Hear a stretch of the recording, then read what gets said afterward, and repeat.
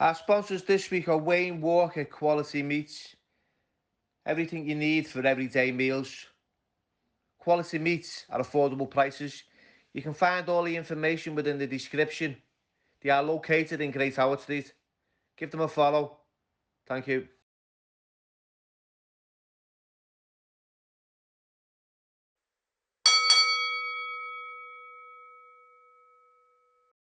Hello everybody. Shabu. Welcome to the Billy Moore podcast, and today's special guest is none other than a family friend, an old Scouse legend, actor, entrepreneur, Margi Clarke. How are you, Marg? And a nanny. And a nanny. How are you doing? Just had a nanny nap. Have you? I'm great, thanks, Billy. And I'm made up. I'm on your All or Nothing podcast. So it's great to be with you, Bill. Yeah. I haven't done an interview in years, so I might be a little bit crispy at the edges. Yeah. But I'll do my best for you. Brilliant, brilliant. It's all we can ask for. Let's start from the beginning. Let's see where your journey began. Tell us a little bit about yourself growing up, and then we can take it from there. Well, I was born in 1954 at the North Shore. And the North Shore was the North End docks. That's where they used to sunbathe in the Regency days. There's a nice little shore there. And I was born in a tenement. The same type of tenements. They used to be all over Liverpool. The one that's still, you know, the Bull Ring. Yeah. The same deal. But this wasn't called a tenement. It was called the Buildings. And everyone knew it as the Billogs. And when it was my actual birth, there was a North End Liverpool legend at my birth. She was called Effin Nellie. Effin Nellie, is there a statue of her or something somewhere? No, she was a North End Liverpool legend. And she was one of them who all the way back there could put swear words into the middle of words. Yeah. You know the way you've got it now? Yeah. Well, the same as me dad. Me dad used to make up words like that. He'd go, these Japper fucking knees. Yeah. He said, they copy everything. But so she was like that, and she was there at my birth. And I was born, there were 6 of us. My mum had 6 kids. She went on to have 10, but she had 6 kids right on the top of this landing. No lifts. She had to pull the pram up, all the way up, right to the top. And even as a little kid, when I was 3 years of age, I used to look out at the top of that landing, and I was looking over to Kirby. And I was born in Kirkdale, which means by the church. Yeah. And we went up to Kirby, which means by the church. My dad, he was a town waller. He didn't want to go to no Kirby. That was, as far as he was concerned, you were being shipped out to the back of beyond. We were being thrown up into a carrot field. Kirby. It was super fertile, Kirby. Yeah. Bird's eye. They did all their growing of the peas and the carrots and everything else up there. Yeah. And it's probably, you know, why there was such a big burst of creativity in Kirby, from John Conter to Drew Schofield to, you know, Trish Penrose.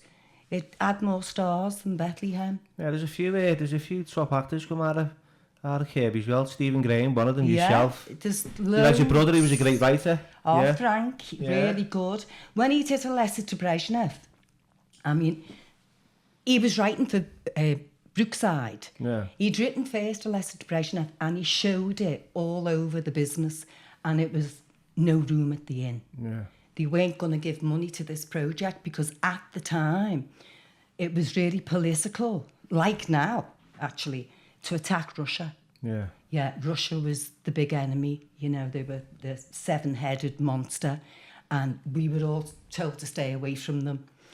And so Frank, when he wrote that, it was a really political story, even though it was a love story.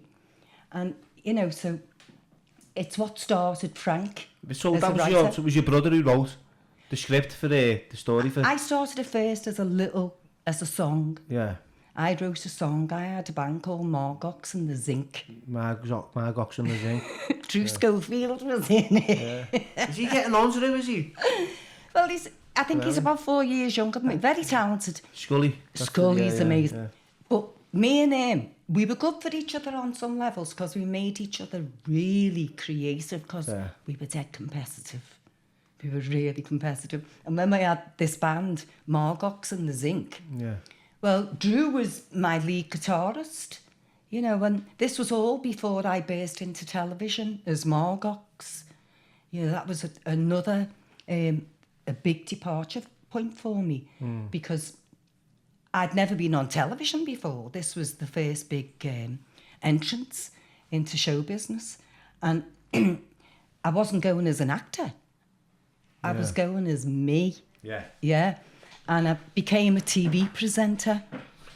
So they trained me. It was an absolute brilliant training because I was shown the whole gamut of showbiz experience. See, look, see, you know, you didn't come from a rich background or you didn't have much. So you because I know you. I remember you back in the 80s.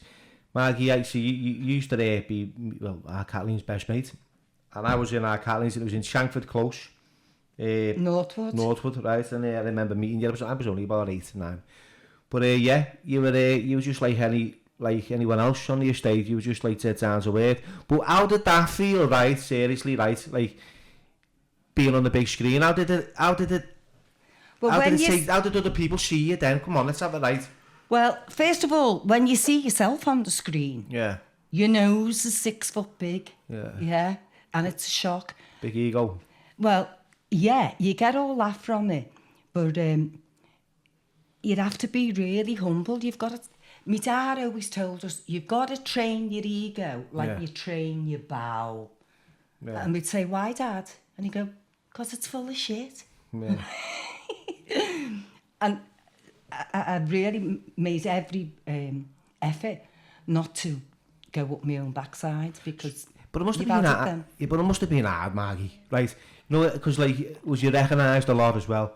You know? I enjoyed all that side to it. Yeah. Oh yeah, I loved all that. Yeah. Although people would expect me to remember them. You know, I bumped into them on the corner of Old Street 30 years ago. Don't you remember me? And I go, yeah. How's your mother? Yeah. So you just blag it. Just blag it, and I got used to it. So like for instance now, I don't wear a mask. Yeah. Well, if everyone's looking at me, I'm not bothered. Yeah. Oh yeah. Oh yeah. How's your mother? So that side of the fame, I wanted to be famous from when I was a child. Why was that? Well, my parents, they were the first Hollywood victims. Yeah. They grew up going to the picture house, going to see all the movies. So we were raised on Americana. You know, we watched Oklahoma, you know, 7 Brides for 7 Brothers. All the American Hollywood movies we were brought up on. Yeah. My dad could... All the black and white stuff in it as well, you know. Like... My dad would only watch black and white television, cowboy movies. And that's how we were raised. And my mother was a great singer, and so was my dad. And every Sunday we'd have talent competitions, and you'd have to get on a table in the kitchen just like this and do a turn. Everyone has to be able to do a turn. Push it a bit forward. Oh, everyone has to be able to do a turn. Yeah. And up you get, and you know, you'd be doing something like, hello, Dolly. Yeah. Rubbish like that. And my dad would throw a dishcloth at you. Yeah. You know, because he never wanted you to ever get too big for your boots. Yeah. Yeah, that's what my dad said. Train your ego like you train your bowel.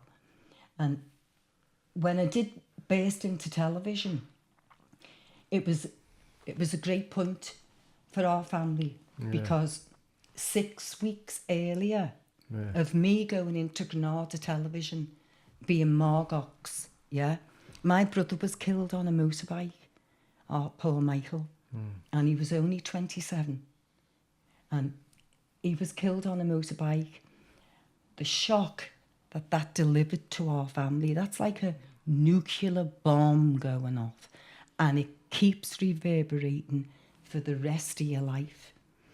And my mother, it nearly destroyed me mum, because we'd already lost a sister 10 years before that with cancer. Yeah. Yeah, real triumph and tragedy that's what happens in big families. Yeah, yeah. And so when I was little, I was always told when I was a little kid, oh, she's a hero, isn't she, Frances? What a little hero. So I had to be the hero. And by bursting onto television, I created this amazing distraction for the family. Only 6 weeks after my brother died, I was Margox, and the family was in shock, you know. No one could believe that, because in them days you didn't get a working class accent. No, see, it's still strong today, really, do you? You've got to... It's quite difficult for Scousers to break it. Like, I mean, there's a few, but unless you're great at, like, voice, fucking acting and all that bollocks, I mean, you're not going to get anywhere, are you? No, because there's just not enough productions being made. No. Everyone needs to be decentralised, like what you're doing, Billy. That's exactly the way, you know, that it's opened out. Yeah. And you found yourself naturally going along that path. You know, acting now, it's game over. I haven't had an acting job in 6 years. Yeah. I used to take it personal and think, oh, you know, what have I done? It must be something about me. Have I got BL? That's sensitive around things, was you? Like... Well, it's your living. Yeah. So you're trying to work it out why you're not getting those parts. Yeah. And I am skillful. Yeah. So, you know, it's not about that. Do you think there was anything in your history or anything that was contributing to, like... No, I just think I was out of fashion. Just out of fashion, keep it simple. Yeah, you don't see. Yeah. How many blue-eyed blondes, working class, do you see on the telly? You don't. So it's, you know, you're not in fashion, so there's no work, there's no demand. So what was it like? What have you been? What was your latest roles? And like there was Coronation Street, wasn't it? Yeah, I did that. I did one for the BBC 6 years ago called Puppy Love. Puppy Love. Yeah, that was a good little departure. Yeah. And you know, I was playing some character that she's had it all and now lost it. There you go. Sounds a bit like me. But I always lose everything. You wouldn't want to give me anything precious to mind. Oh, Frank said to me, he said, you should get a job at a lost property office. Yeah. I said, why? He said, you'll get all your own stuff back. Yeah. It's a good way of putting things like, isn't it? I'm non-materialistic. Yeah. And it's just as well, you know, because I've always had wings on my heels. I never settle anywhere for long. It's harder to hit a moving target, so I'm off ski, you know. Yeah. That's a bit what I'm like. I've been very eclectic in things that I've done because I've gone through the A to Z of showbiz experience, you know, from presenting to doing music, to acting. You've done a lot like presenting, or like the Good Sex Guide and all that as a kid. Ruined my sex life. Did it? I remember that. That was on the late of a night. Was it a Channel 4? Was that a Channel 4 production? No, it was ITV. It was Carlton Television. Was it? And Carlton Television, this was their first year of operation. And, you know, they had an output in each different department, from like children's television to sport to the Good Sex Guide, so on and so forth. And when it came to the awards, the big presentation, it didn't win anything except one category. It was the category that I won for them as presenter of the year. You know, I'd seen off Richard and Judy and Julie Somerville and got the presenter of the year. But Carlton Television seemed fit never to employ me again. No. How'd you work that one out? I know, isn't it? But it's a funny game. You wouldn't want your kids to do it, Billy. It is. It's great to have you here, Margaret. It's also good to talk about like your acting days and, you know, your life. But there's more to it, because similar to yourself, I mean, I'm a lot younger, and you know, you're the same age as my mum, and you're my mum's friend. Yeah. You were in my school with me, ma. Went to school with my mother, Pat. Yeah. She was great at school because she was tough. But still is, like. Well, I was tough, but not in the same way. Yeah. Yeah. I could talk a good fight. Yeah. Your mother could give a great dig. Yeah. And she looked out for the the little underdog. Like a rebel without a cause, like. No cause, yeah. And she always had that, you know, that way about her. Yeah. The McShane comes from a good family, a good tough family. And when your mother's sister, Kathleen, beautiful person, no longer with us, rest in peace, Kathleen. But she was in a Letter To Brezhnev. Yeah. She plays the girl at the bar, you know, just before I go on the rob and rob that wallet. Yeah. That's me dipping finger. It was in a state as well, that way, innit? Yeah, in the old nightclub, the state. It put the state on the map. Yeah, brilliant. It was totally undiscovered before then. Who was in that? There was a few Peter Firth, wasn't there? And Peter Firth, Alfred Molina. yeah, so these all went on to do big things, like, didn't he? Well, our Frank was a mate of Maya Sendall, who was married to Peter Firth, and it was through her that got Peter to come and do the film, and he just thought we were a gang of students running around with the Super 8. Yeah. No, we'd but a bit more production values, as they call it. There was a bit more money in it than that, you know. But it was made on a budget of £50,000, which was... It's a lot though back then, isn't it? Come on, it was back in the 80s. That was the cocaine budget on a Rambo movie. That was a day, you know, that to be fair, right? That was like, I think they were spending like 150 grand a day on Rambo when I was on it. I remember listening to... Did you do some extra work on that? I done stands in for Stallone. Oh, so, go yeah, away. I was just like, it was just a mad one. I was in probably the right place at the right time. And what was he like? He was sad. Oh, But you know what? I always found that he was never out of character. When you see him on the TV and you see him in the movies and stuff like that, that's who he is when you see him on set. Yeah. Hey, yo, Billy. And he couldn't understand me. He was going, I think we need subtitles with this kid. But he was, he had a presence. He seemed a bit intimidating. People seemed to, like, cower. It was weird, you know what I mean? He had that, like, aura about him. Lovely fella. I was like that when I met Jack Nicholson. Yeah. He's an off, and that was big heroes, 80s heroes, innit? You know what I mean?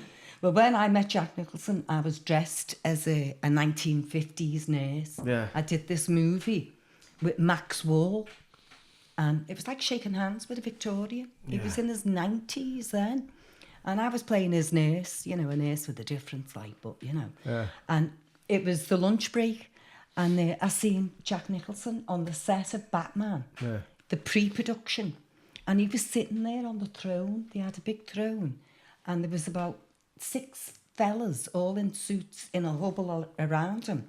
And I went, there's Jack. Yeah. I thought, oh. And the big heavy doors, studio doors, pushed it open. And I'm dressed as a 1950s nurse with a wimple, which is the nurses, you know, like that. Come forward a bit. Yeah, go ahead. It's wimple, which goes like that. You couldn't see a strand of hair. I didn't have the radiant blonde hair to blind him with, yeah.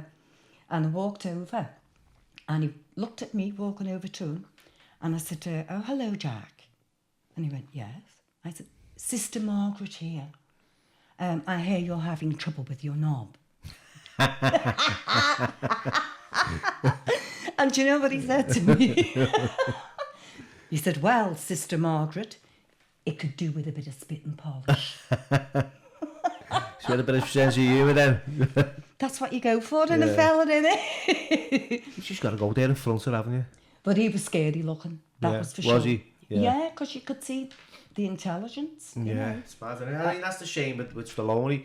People put him down as like he's not intelligent, but that guy, he's come from nothing and he's built up. You know, when I was in his trailer speaking to him, and you could see the intelligence. You know what I mean? You can hear it. Yeah. You know, I was quite surprised. Yeah, so you know, and we don't get to see that side of life, do we? You know, it's far away from home, isn't it? Yeah, it is far, especially when you're brought up in a council estate and you know you lived on beans on toast and you know and your ma shopped at Banazos and stuff like that growing up. It's a different world. Exactly. So when we step into it, I was like an excitable puppy, you know what I mean? And that's what it's. But as I've gone along in life, I've realised that the reality is that we're all the same. Of course. It doesn't matter whether you're up there, down here. We're here and we're blessed for a few short decades, and it's about enjoying life. You know what I mean? Yeah, we're not here for long. No. For me, it's about, you know, do you agree to serve? Yeah. Well, I serve God. That's where I've been delivered to. After all that, going inside there and seeing all of the illusion and the delusion, Yeah. not many people come out of it intact. Yeah? They seem to be always obsessed with it and never get released from it. And yet I feel like I have been released now. Yeah. Whereas it didn't when I first couldn't get work and I was struggling. And, you know, you got no money coming in, it's hard. You're trying to just do it on, you haven't got a beanbag.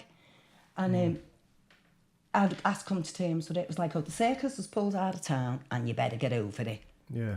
Because if you don't, you're in trouble. You're in serious trouble with yourself. If you don't, that's why you can't take a blowtorch to your past. Yeah. Because if you do that, Billy, you don't know who you are, and anyone can have you off then. So I used to think I was being held back. No, I was being protected from going in there. And since I've come out of show business, well, the PC stuff, it's gone crazy. Yeah, that's on it. Yeah. How could you act? How can you entertain with all of those obstacles in your way? How can you communicate and be fluid and all that?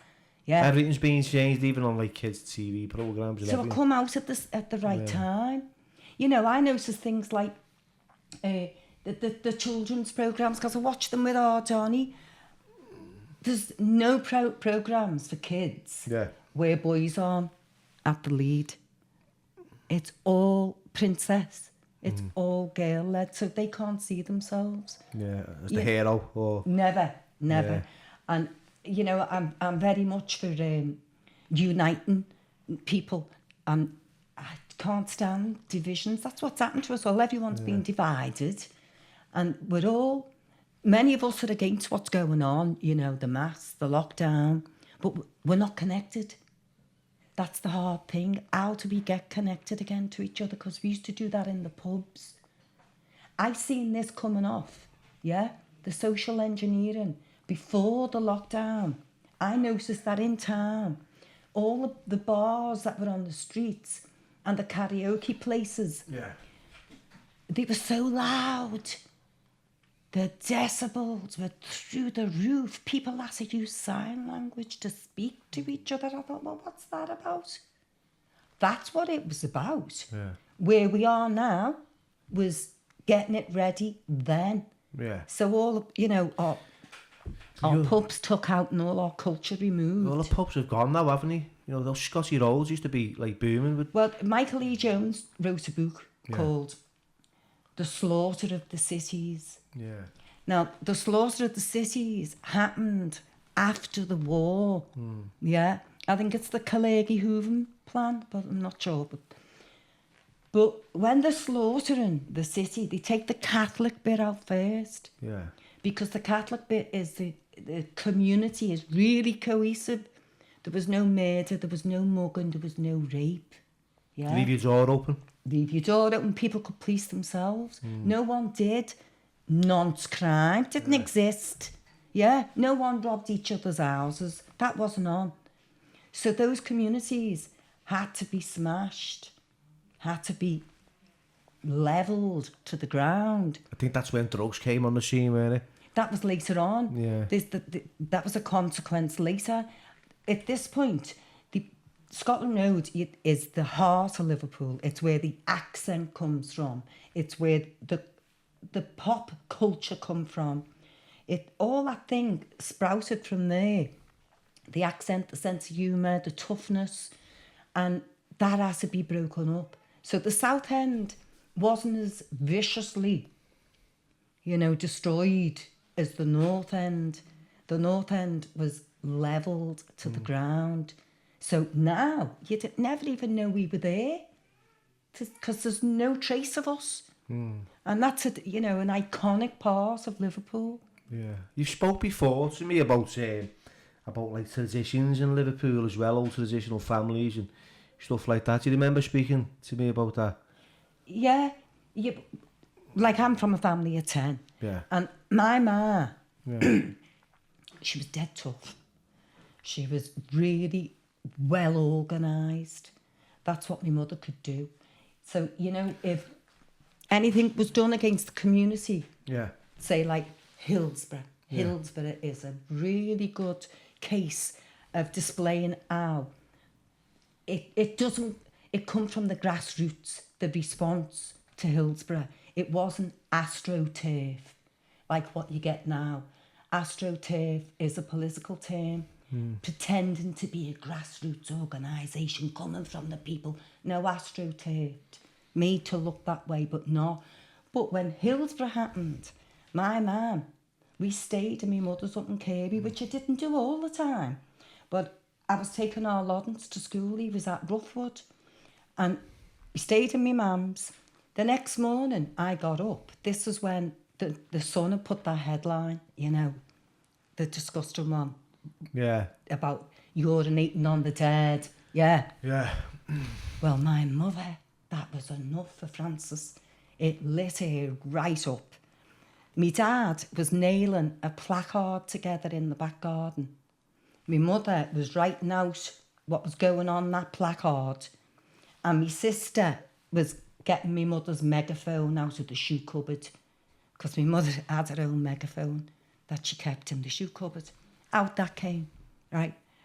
And me and Lawrence come down and she said, Margaret, because you'd always get your full title off your mother, don't you? Margaret, get that lipstick on, girl. We need you. Come on, let's get out there. So we goes out onto the street to walk to the town centre. It was like the Pied Piper of Hamelin. People come out their houses and they walked with us. And we got into the town centre and there would have been about, say, 300 people with us now. And my mother sent us round to all the shops in the town who was selling the Sun. And she said, get them copies, get them all out of there.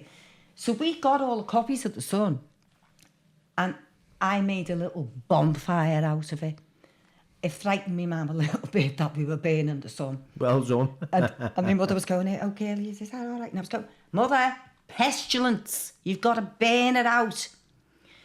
So that was a grassroots response which collapsed the circulation of the Sun. Yeah. Now the Sun, the Hillsborough Don't Buy the Sun campaign, that's a really well-organised campaign. But it didn't start there. It started with the likes of my man, who immediately responded and said, we're not having this. We've got to get out there. So we don't get that today because that generation's gone. Because my mother, she didn't give it the verbals. She walked her talk. What she said, she did. Yeah. Yeah. And she was... Powerful, innit? Yeah. How people can come together in unity, collectively as a city. You know, that's how strong we are. Well, how do we do it though, Bill? Because we had the pubs and all of our outside life to be able to gab to each other and say, hey, they're doing this here, you know. We're well organised, the British people. Yeah, we've got an organisation for Save That Budgie, you know. Yeah, but it's all like social media, you know, and you don't even need to leave your sofa. Everyone can communicate via like it's not that Twitter, Facebook, or Instagram, and not you know, obviously physically. But if we was to say, okay, let's all meet, then you've got, you know, then the walls of Jericho coming down on you, haven't you? Yeah. You've got to find. I think we should talk in back slang again, Bill. Yeah. I know Kizzy does that. He talks in Sumerian. I don't know how we can learn that, like, but you just be an bend the interesting word. way. Yeah, yeah, we noticed. Wabbit instead of word. Yeah, we might do a little podcast for the ciggy. on back slang for those that don't understand it. Yeah, you know what I mean? But we don't want that AI to get onto it though, do we? No, but we knew that, like, you know, back in the day when we were in prisons and that, you know, nabs, dabs, what's happening, labad and all that. We used to the screws even used to speak it back to us. They learned it pretty quick, so... How long was you locked up, Bill? A long time, Mark. And it was out the way, wasn't it, abroad? Yeah, it was, I've told that story so many times, though. Was you on cold rice and beans? Not beans, you know what I mean? It was just rice and fish head fucking soup and stuff like that. But, you know, we get better fed over here, put it that way. Well, there's different things, isn't there? Yeah, there's different things. What we've got to complain about. What's your we'll talk about like your life going forward and that. What it hasn't all been plain sailing, has it? Like, you know, through acting and that, you know what I mean? You know, you've been subjected to the same kind of, like, addiction as myself, and I know that, Mark, you know what I mean? And stuff. Sometimes it's hard to talk about that, and it was for me in the beginning. I couldn't speak about, like, you know, what I went through, because I was ashamed, and attached to that shame was loads of guilt, and the reality was, I wouldn't talk about it, because I thought that you'd see me as a different person, and I'd have that judgment. But the reality is now that it gives people the courage, and it inspires others to go, you know what, fucking hell, no, I'm not alone, you know, no, I'm not on my own. When there's Billy there talking about how we got through stuff, and, you know, I don't know whether I was depressed or what, I don't know whether, I think we were corralled that way. You know, when everyone was taking Gary Ablett's, the Echoes, the Echoes, that's when they were putting 9/11 together. Tell us about it. Well, while we were all getting off our heads, you know, a bit like when Pinocchio is getting took to the Pleasure Island, and they're all drinking the booze and smoking the ciggies and playing the pool, but they're turning into donkeys. Well, that was similar, while we were allowed to have all them drugs. The drugs were thrown at us like, you know, jelly tots and what have you. While we were allowed to have all them drugs, they were putting together all that horrible stuff that happened then at 9/11, which we've now got the end result. Locked up. If America had addressed what happened, the real thing that happened to 9/11, well, maybe we wouldn't be where we are, you know? But the drugs played a big part in it. And it was the same when they brought heroin to Liverpool in the 80s. You could never get heroin in any of the inner cities, never mind the towns and the villages. You had to go to London, you had to go to Gerrard Street. So how many did that? That was a very, very small... That's a fucking journey from Liverpool, like, especially back in the 80s. Well, there wasn't many, you see, so there was no junkies in Liverpool then. It didn't exist. It was all in London. And even in London, it was a small thing around Gerrard Street. But it exploded, didn't it, pretty quick? Because it was brought in. It was social engineering. The Tories at the time, the riots had happened here. Because they pulled out that draw of the... all the jobs. The manufacturing base, they were pulling out the layer under the foundation to that. They were collapsing all that type of work then, because they was moving it to a service economy. So there was no preparation for that. They just did it, and everyone dropped, So the riots happened, and when the riots happened in the South End, we came from the North End to support, you know, our brothers and sisters in the South End. So it was a really unifying thing. And the heart attack rate probably went down, and the cancer rate probably, because people expressed themselves. And at that point after that, they had to find something to quell the city. So Lord Gowrie, who'd been made minister for arts under the Tory government, which was an oxymoron. You never had a Tory government with a minister for arts, like they were interested. No, he was sent to... He was like, the guy who waves the traffic in. So when that was all being brought in to Liverpool, it then got set up with some really shady names to then distribute it out further. So within 2 weeks, the town was addicted. So that's what I mean about... There was less of our individual willpower involved in it, our free will, because we didn't know what all that meant and where all that was going and who'd sent it. We weren't aware of that at all. So the town, overnight, within 2 weeks, everyone was addicted. And that's all it took, really, wasn't it? A couple of weeks and you're in it. Yeah, a couple of weeks. And before that, all you could get was, you could have a pint of lager and a bit of Rocky. That was it. That was it, Bill. So we were all pretty healthy and strong. Fucking hell, I didn't mind, like, growing up as a kid and, like, experimenting with a bit of Rocky and a bit of, the LSD. It was nice. It was just experimenting. But as soon as that drug, heroin, came on the scene, and I remember when I first took it, it was in Kirby, in our Kathleen's flat. Yeah. You know, it was Up one of in my the cousins, tower. on in Maple Towers, and I had this feeling. It was like a warm feeling. I was like a wrapped up in cotton ball, and you know, there was no worries and no cares, and I think that's what I had all like anxieties growing up, that took it all away, and I thought, okay, this is nice. Well, it's a painkiller, isn't Yeah, it? it is, yeah. Well, Yeah, it's an opiate. I didn't know it was going to bring the consequences and the destruction and the devastation, you know, going the powers forward. that be did. Yeah, they obviously, knew because it. it's been on for years. Exactly. America had that epidemic, you know, because the HIV was massive over there in the 80s, and AIDS and heroin was just, it was rampant, wasn't it? So we're like 10 years behind, I believe, like of the States, and we always end up with like the dregs. You know what I mean? We get it. To go on about what happened with everyone with AIDS, it was Fauci, you know, the one who was on the telly with Bill Gates. Yeah. Who was giving out all the vaccines and all like that. Yeah. Well, he was a big time vaccine pusher in the 80s for AIDS, and he brought out some, I think it was called something like interferon. That was for hepatitis. I might have that wrong. Yeah. But he overseed a drug similar drug, yeah. that killed loads of gay people. Yeah. Oh yeah, loads of them dropped in droves, and no one mentions that about him.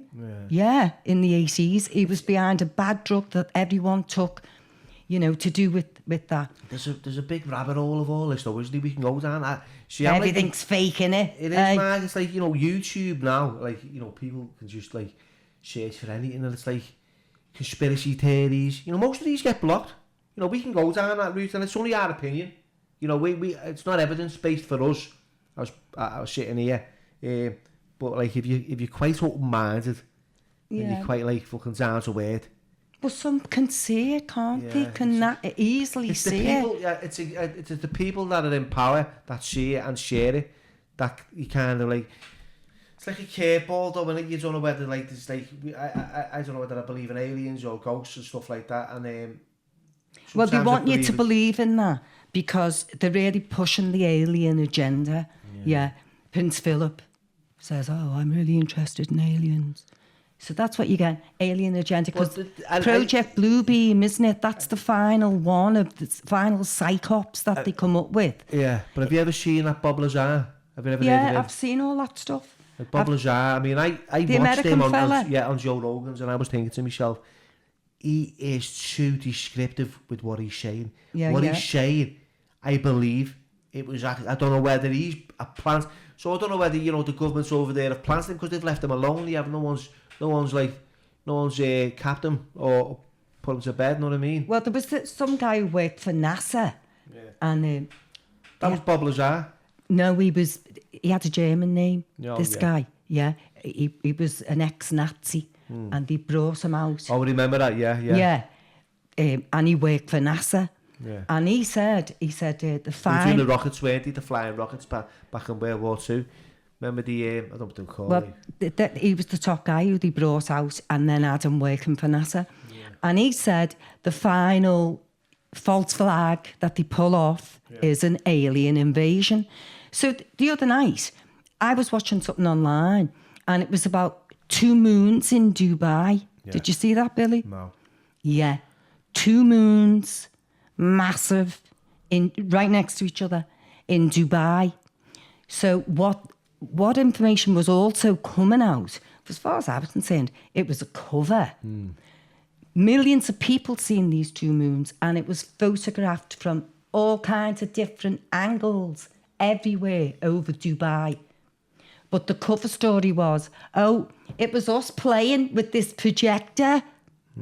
Nah, because you would have just seen it from certain angles. It was seen from everywhere. Yeah. So I'm interested in stuff like that, which you can see with your own eyes.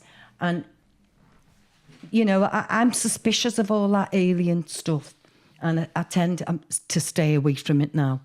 Oh, yeah. Margi, I don't know what to believe some days. It's like he's just a fucking crazy mixed up kid in a 2-bit town just trying to get by. But they want us confused. Anything Bill Gates tells you to do the opposite. Yeah. Just go the other way. Whatever they want. If they want you to be depressed, say, do you know what? I'm not going to be that. I'm going to be happy. Because we've got to be positive. Yeah. We've got a big neutron star over us. And a neutron star sucks in all the neggy news, all the negativity. And, you know, maybe that's where COVID's from. Yeah. That it's not where they're saying it's from.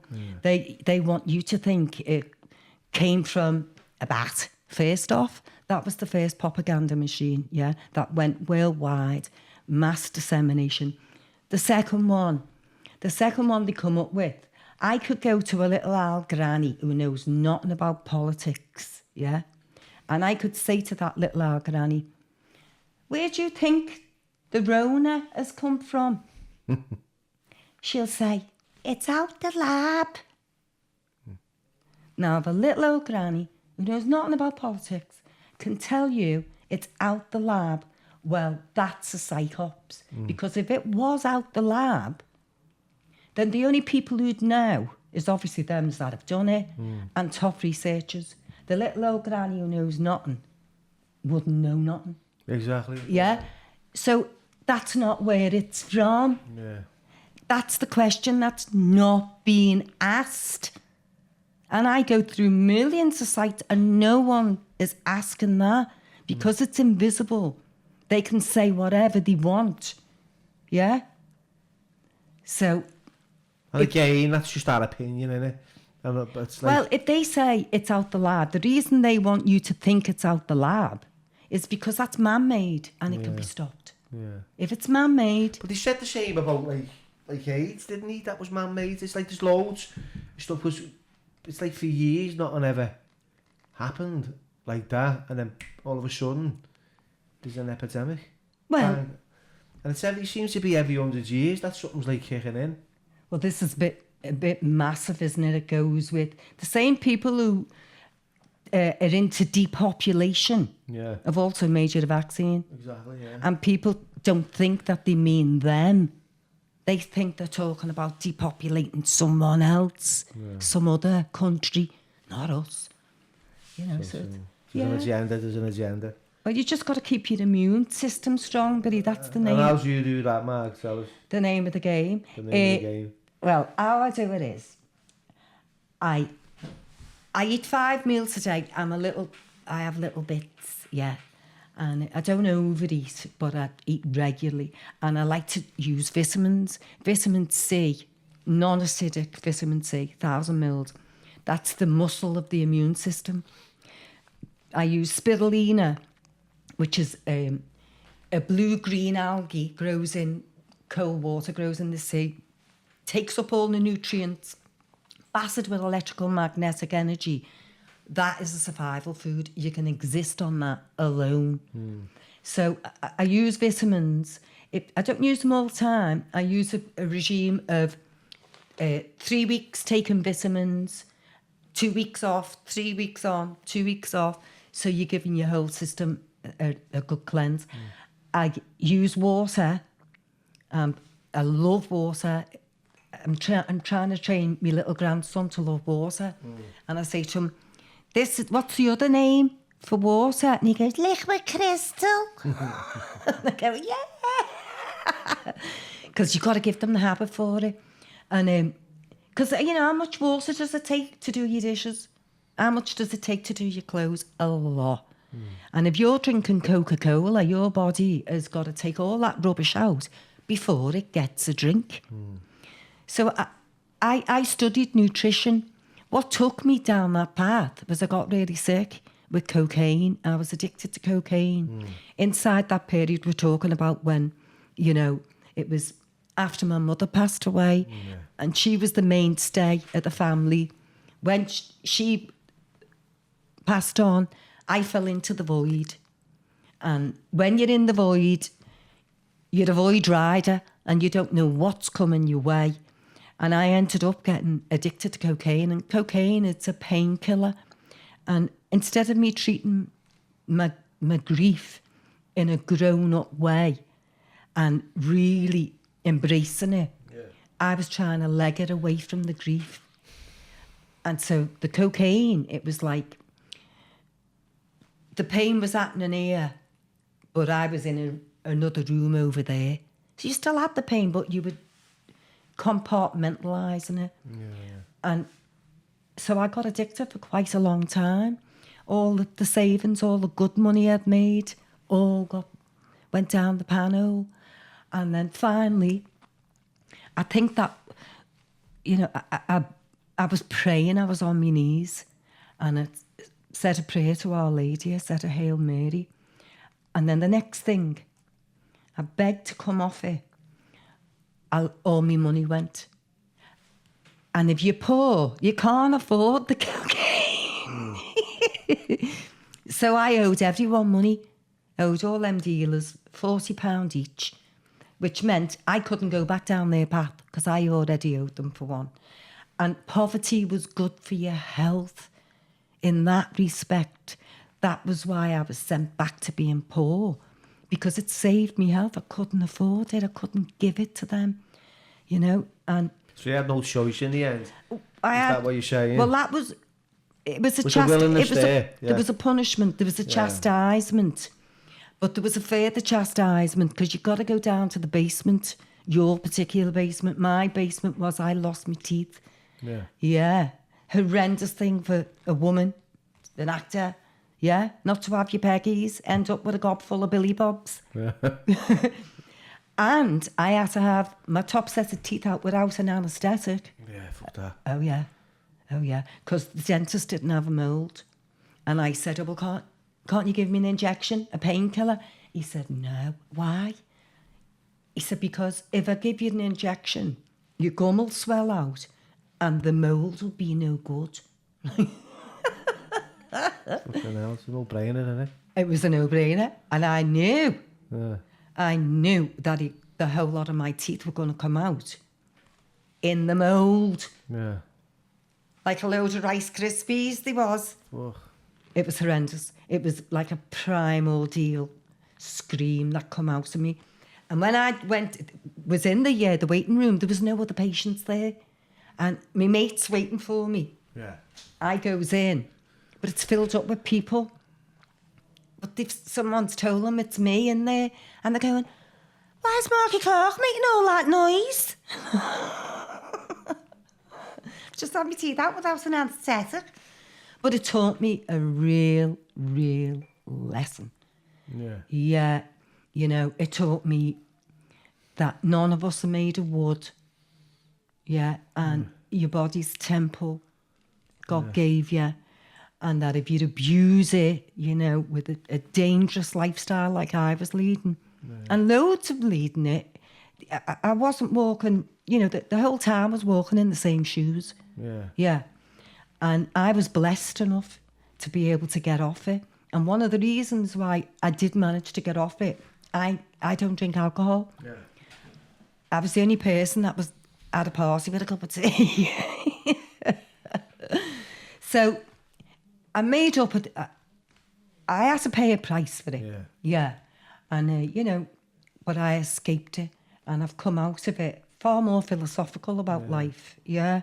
It's more awareness, isn't it? It's like I think people who've been to those depths, like you said, the basement, and experienced like hardship and like it's taught you, it's taught you, and to come through it, you become a little bit more like humble. Grounded, grounded, and you know, you don't take life for granted as much.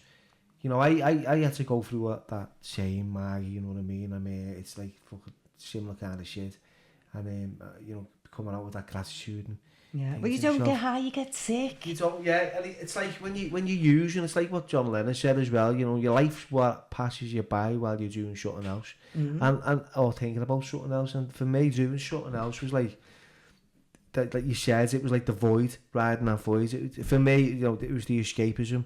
I It was even the- come out with a female name for Charlie. Yeah. Tina. Yeah. There is no alternative. Brilliant. No, it was the Thatcher line. What was the one I had? Fear, face everything and recover, or fuck everything and run. You know, these were the acronyms that I was given when I was in a rehab, you know what I mean? Yeah.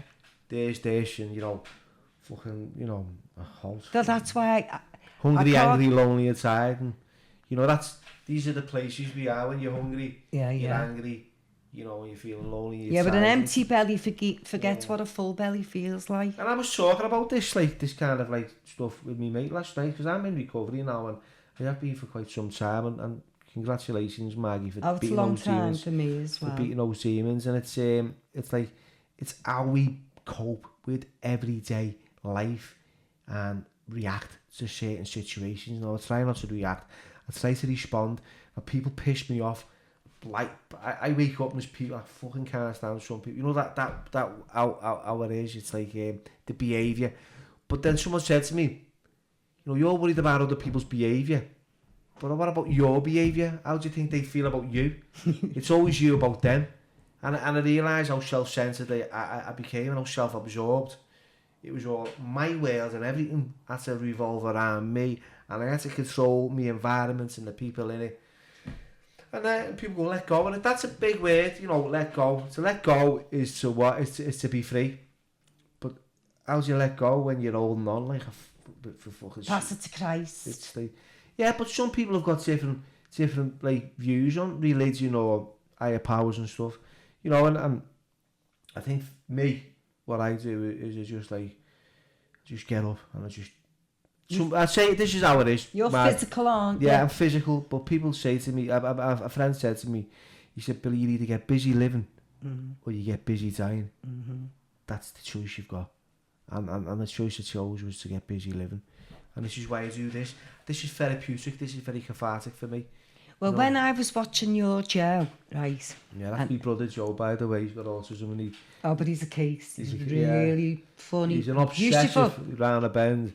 But he Bullshit loves his up. brother and his family, he's Yeah, everything to him. yeah. And when I was watching him, when the first beginning of the lockdown, and it was all everyone getting up and having a go, which was great. Yeah. You know, I enjoyed all that. My own daughter, our Rowan, she was putting stuff out. And then your Joe. Yeah. And when he first started, and he was a little bit self-conscious, and then he really got better and better and better. Got a massive following in the end, because he took us through the lockdown. Every day he was putting out something out. And I thought, well, how's the lad doing that? You know, because I don't think you were filming them, were you, Bill, or was you doing some of them? I was doing most of them, 90% of them. Was you? Yeah, and, you know, my mum's partner, Wally, which is his stepdad, he does a lot through, through the night. And that's what it is, and he's an inspiring, he's an inspiring man, where, you know, get out of bed, if I can do it, you can do it. Well, he's not Positive, depressed, is he? No, and he's innocent, he's got no issues. They go straight to heaven. You're innocent. He's 43 and he doesn't even look it. I know, he doesn't. It's fucking bizarre. Because he hasn't got to worry. That's it, they're innocent. He's just like obsessed. If you tell him shut and he won't. You know, and if he can get upset over things that very easily. Because he's still vulnerable. He's still You've got to protect him, haven't you? is Well, a you child. do. But this is The good elder stuff, brother. this, Mark, because it's like, it's family values. And I think that's what's important, you know, family values. Well, you know, that's what's getting smashed. Yeah, traditional Sunday dinners at home with your mum. Yeah. And your dad or whoever, your family. Like, that's the unity, getting together. Building bridges with siblings, if you've got them, if you haven't, you know. Your family's parents- the only one that's coming for you. Nobody You- else. No well, one else is. We're in my Mars now, Maggie. Yeah. What was it like when you walked in? I mean, it was rammed, the whole fucking family here. And sometimes I just can't stand them. You know what I mean? But I love the bones of them. Well, your mother loves it. I was saying to her, I Yeah. said, Pat, how are you coping? She said, oh, Mark. She said, I couldn't be without this house and all the people that... She said, they're always in here. Yeah. And you've got fabulous neighbours. It's packed, you're close, isn't it? Yeah. You know, and your mother's been here years, and it's just like Kirby. It's the same type of housing. The same type of housing that's in Essex. It's these same houses. You know, they were built all over the country. It's the heart that beats in the centre of a family, is the mother. Yeah, at the heart of it all. That's what brings it to it, and that's you know, that's what You know, that's something I'm really, really grateful for. You know, I really am. I mean, Well, I always feel sorry for the girls who are bringing children up on their own. It's difficult anyway. They didn't have an abortion. Good on them, yeah. But they've got to do it on their own.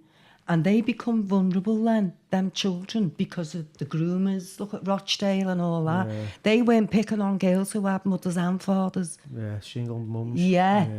And so we've got to be a bit more aware of that and help to protect them. And our men would love to do it. There isn't the wherewithal at the moment to put that type of thing together. But being a mother, look at the way they're changing the language. Yeah. I mean, that's a disgrace, an attack on women. There's some hospital down in Brighton. Women can't even be called, childbearing mothers.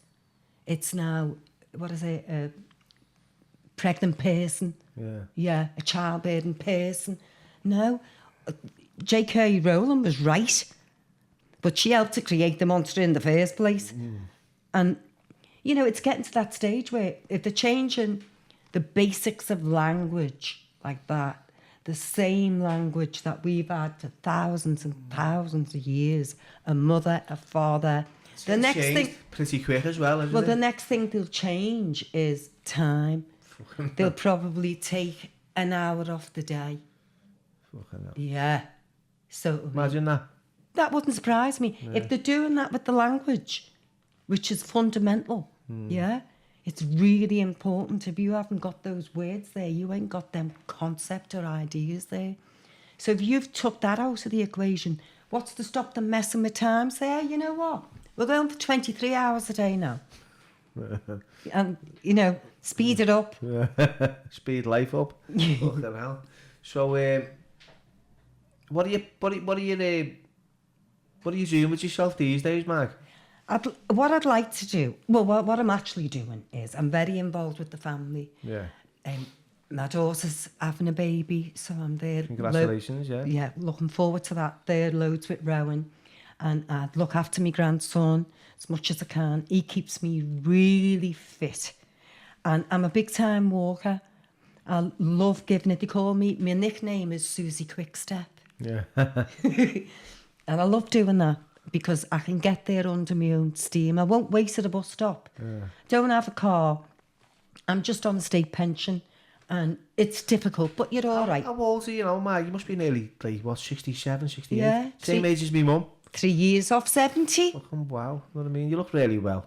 Well, the only thing that, So it's all a walking, is it? my face is all right, but my ass looks 96.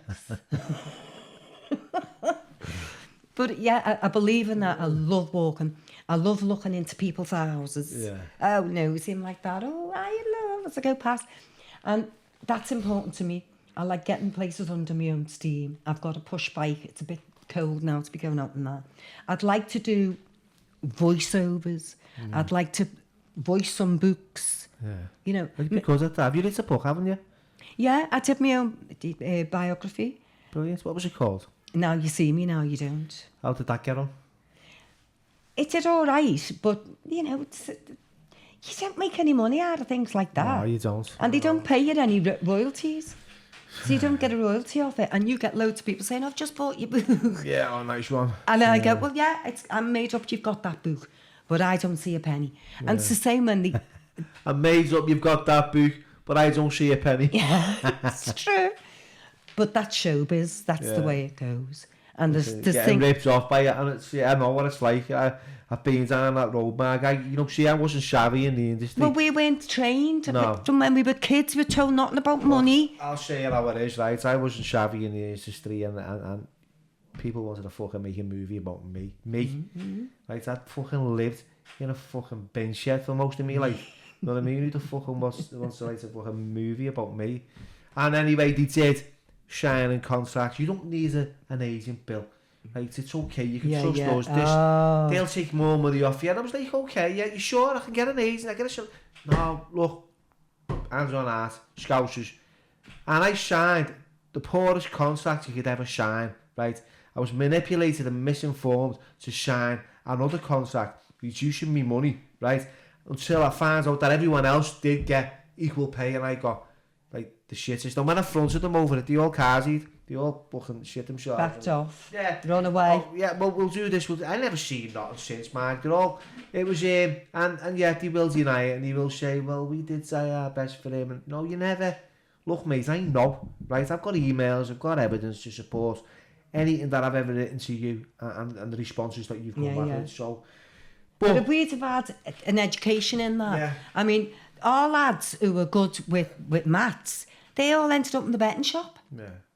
Probably that's why they were good at maths. Yeah, but you know what? It's like, I'm not saying it like, you know, I could have an early resentment around stuff like that.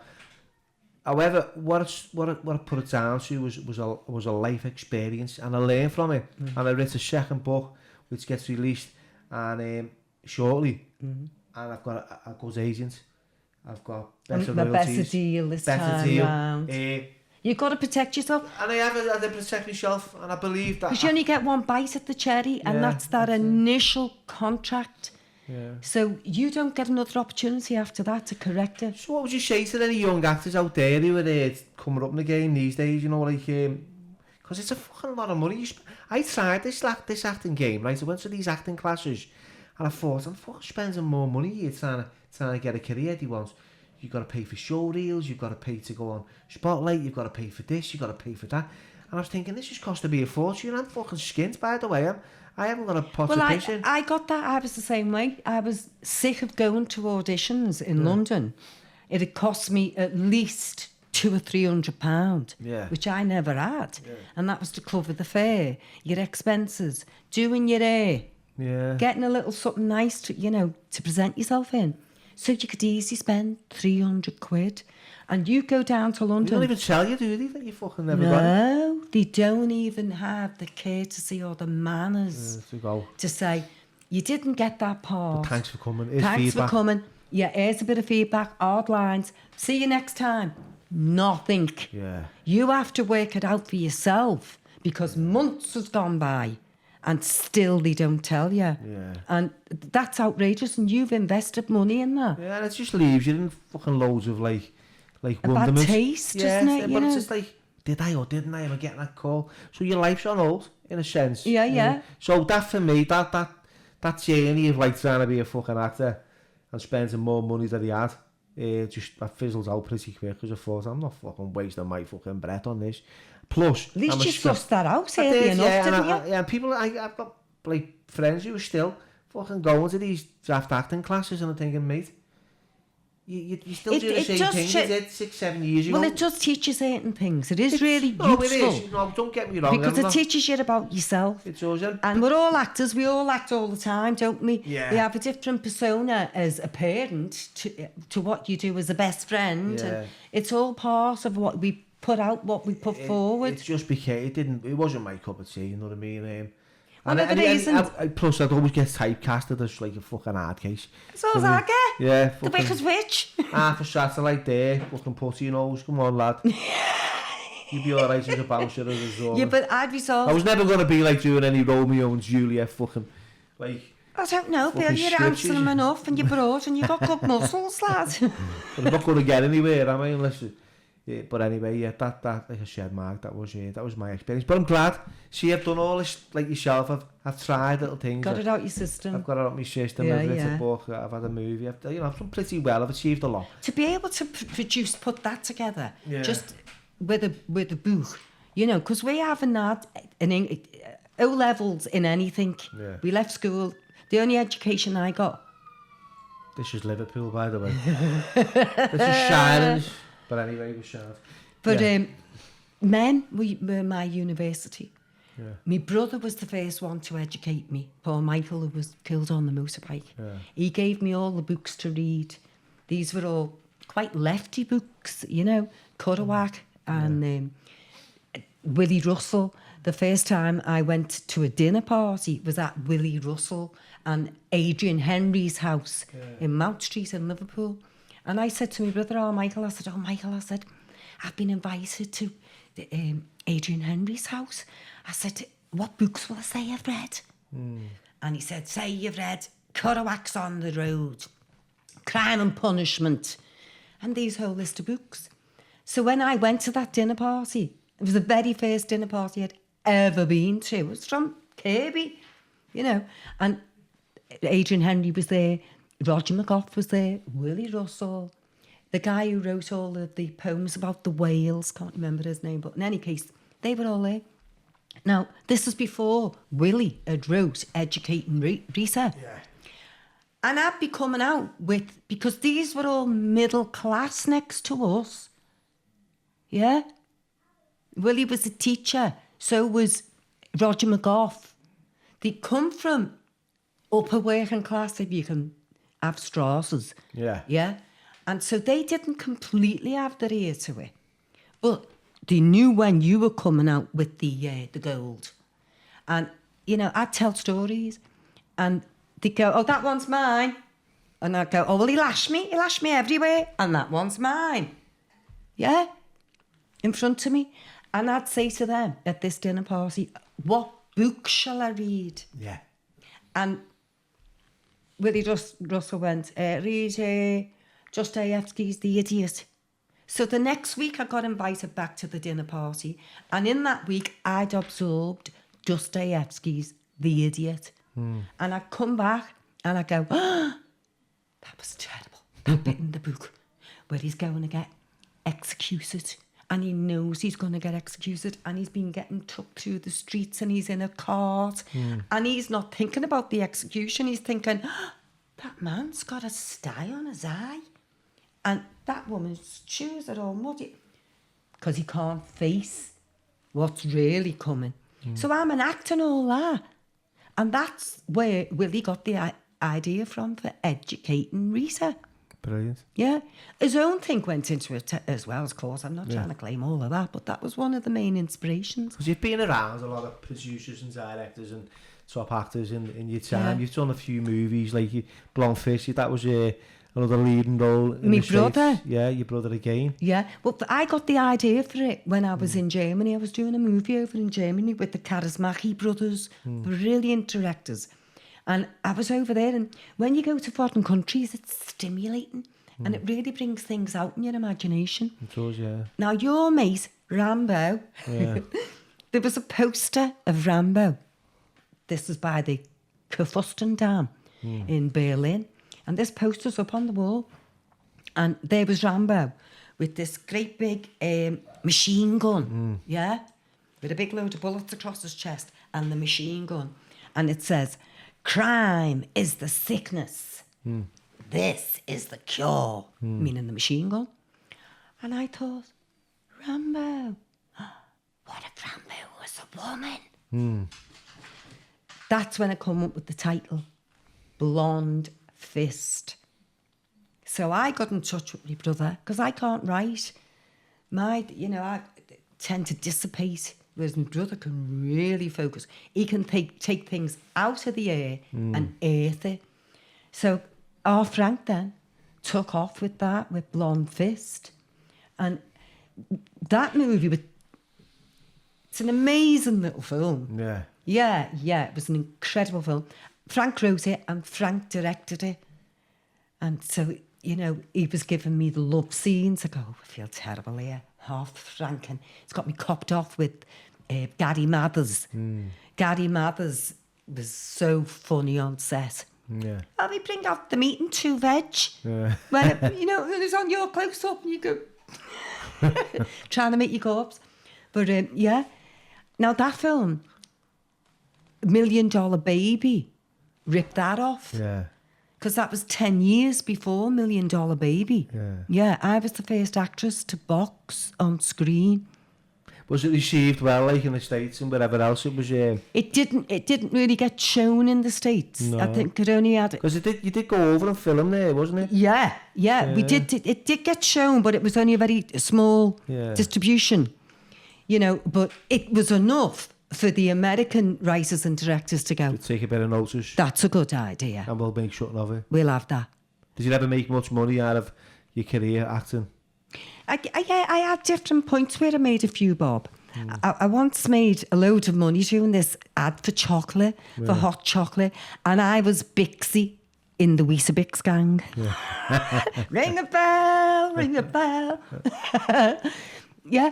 When I had money, I loved giving it away. It was a buzz. It was an absolute...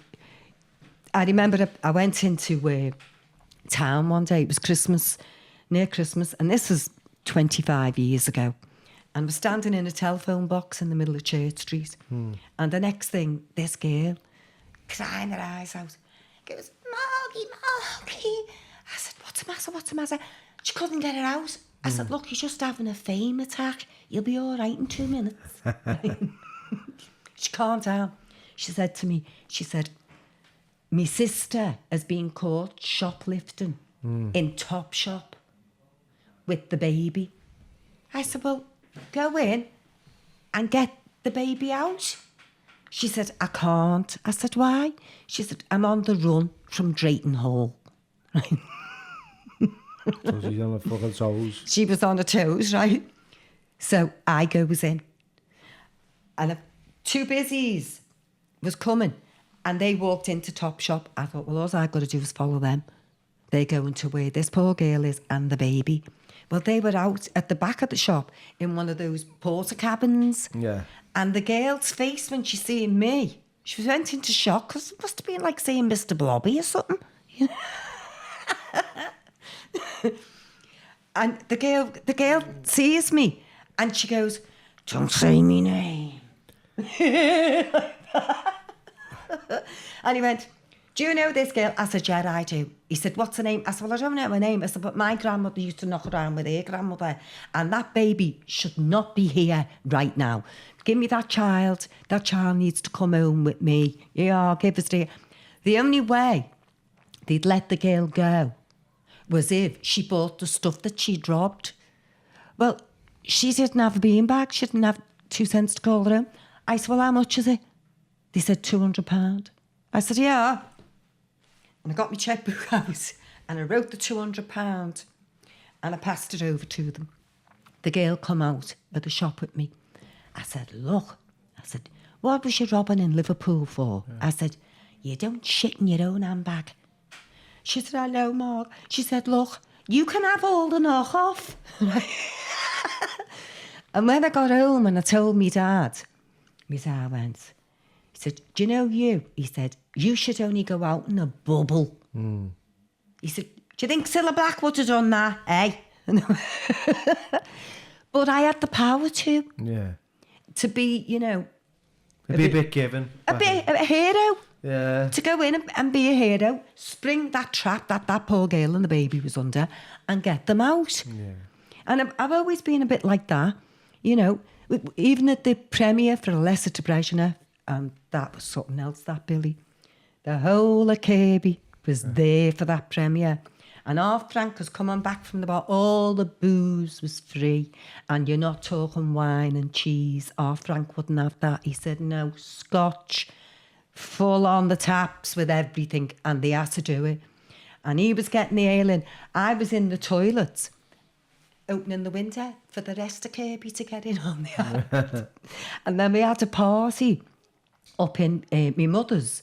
And there must have been about 500 people at least in my mother's council house, and all in the garden outside, and all the stars were there. Everyone had come to see it, and they all ended up in my mother's in Kirby. Brilliant. So that they were great things that we brought. It made the community laugh, Billy. It made them laugh that they were in the film. You know, they were at the premiere. It was all about our lives. Yeah, so that was great. And doing Blonde Fist, Frank had, what's her name? Give the music for it, you know, all aboard, KLF. Yeah. And they let Frank, that was dead generous of them. Yeah. They said, yeah, you can use that. And he did things with Blonde Fist, but it was a good departure for him. Yeah, because it was his writing and directing. Frank's made 3 movies. And so that part of our lives, it was when we was young, and that's when you're firing your best shots, Billy. I'm a known revelation. I'm never going to come out with anything that's going to make people go, oh! Yeah. You know, you're a known force. You showed the display of your cards. Now, I would like to narrate. Yeah. Because me gob's 67. Well, that's And you can't carry things like that, you know. Hopefully going forward, that'll happen, and hopefully someone will see this. But you know what? That's honest, Mark. It's been great speaking to you. I love listening to you, the old school stuff. Is there any? And I always say this at the end of a podcast, right? Is there any pearls of wisdom? I know you've shared a lot, but is there anything you'd like to say to our guests out there? It's just a quick shining off for me. Yeah, just what I'd like to say to you is all: keep your courage. Stay positive. No. Say no to the neggy news. See ya. Thank you.